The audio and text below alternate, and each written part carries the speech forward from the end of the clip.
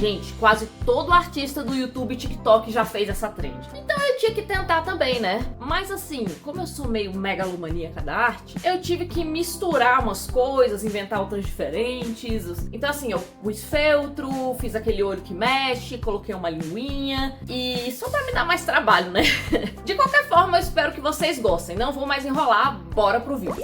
Gente, assiste até o final que eu vou mostrar todo o processo de pintura e estrutura do bicho. Eu fiz o sketch no Clip Studio Paint no meu tablet. No final saíram essas 3 opções. Vocês escolheram a primeira, mas pra ser sincera era a que eu menos queria fazer. Ah, e se você também quiser participar da próxima enquete, já se inscreve aí pra virar um inversionista. Aproveita para deixar o like e o hype também. Saindo do digital e indo pro papel, eu desenhei tudo o mais próximo possível do sketch e cortei. Eu tentei aproveitar o máximo possível do papel. Pode me chamar de murrinha, mas esse é um papel de 240 gramas que já tava quase no fim. Então sim, vocês vão me ver murrinhando papel o vídeo todo. A parte dos chifres e dentes eu fiquei desenhando perto do recorte da cabeça para ter certeza que a proporção ia ficar boa. Não era para ser perfeitamente igual ao sketch, só precisava ficar legal. Para fazer o outro lado, foi só usar o que eu já tinha cortado como molde. Como os dois lados do papel são iguais, não tinha necessidade de virar ao contrário, apesar de eu ter feito isso por alguma razão. Eu prometi pra vocês que o olho ia mexer, então cortei um buraco no lugar onde o olho ia ficar. Pra facilitar, fiz 2 cortes com estilete e depois usei a tesoura pra finalizar. Agora a coisa vai ficar ainda mais interessante, porque chegou a hora da pintura. Usei canetas acrílicas pra fazer a base. Só que no meio da pintura eu percebi que tinha esquecido de marcar onde ia ficar o outro olho. Inclusive, se você quiser comprar essas mesmas canetas, vou deixar meu link de afiliado e meu vídeo de review na descrição. Boa parte da pintura eu precisei fazer 2 demãos pra ficar do jeito que eu queria. Ou seja,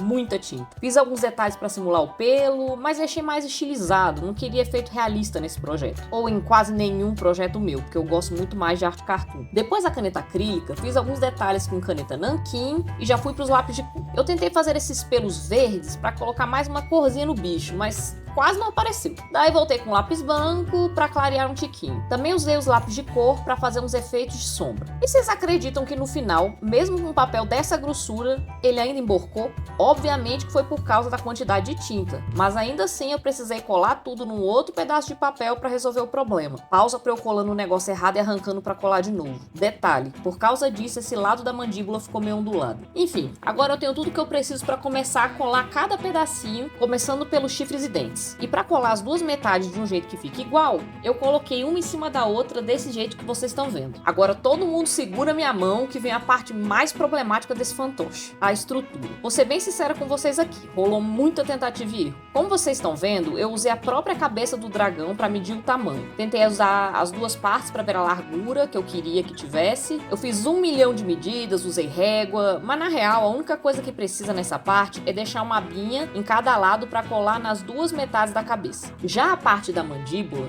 é um tiquinho mais complicada, porque eu precisei medir a altura que eu queria que ficasse e ainda deixar abas pra cima. Nada disso precisa ser perfeito, gente, só precisa funcionar de alguma forma. Eu mesma precisei ficar cortando e ajustando pra ficar certo. Depois passei cola nessa aba pra colar em outro pedaço de papel e cortei o excesso. Eu tinha esquecido de pintar a parte da boca antes de colar, então me deu um trabalhinho a mais essa parte. Inclusive, qual é o seu dragão preferido da ficção? São tantos, né? Eu amo o Mushu, o Haku da Viagem de Chihiro, o Banguelo, o Kaido. Gente, eu só não suporto aquela dragoa de Rai, o Último Dragão. O filminho ruim. Agora, sobre a parte de cima da cabeça, foi basicamente medir e cortar, medir e cortar. A única coisa que você não pode esquecer se for fazer isso é de fazer esses picotes na lateral, caso o papel vai fazer algum tipo de curva. Só que na hora que eu fui pintar, a caneta azul clara desfaleceu. E ó que nem dá pra ficar brava com a coitada, depois do tanto que eu usei pra pintar o resto. O jeito foi usar azul escura e fazer uns efeitos de pelo na transição. No final das contas, acho que ficou ainda melhor desse jeito.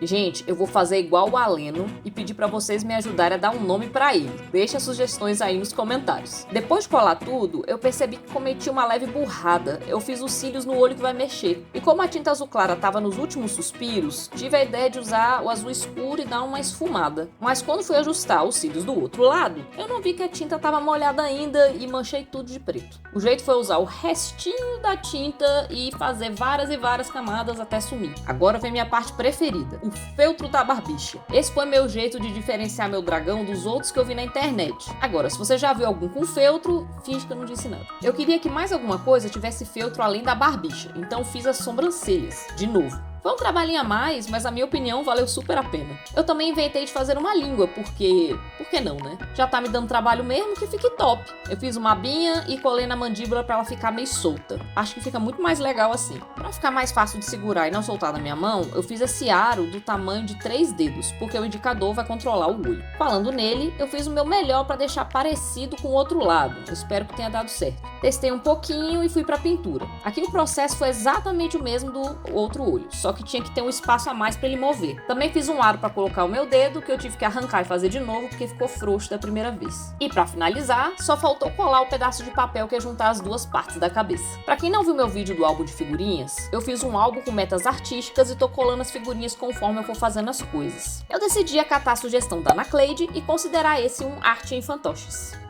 E esse foi o resultado final. Espero que tenham gostado do vídeo.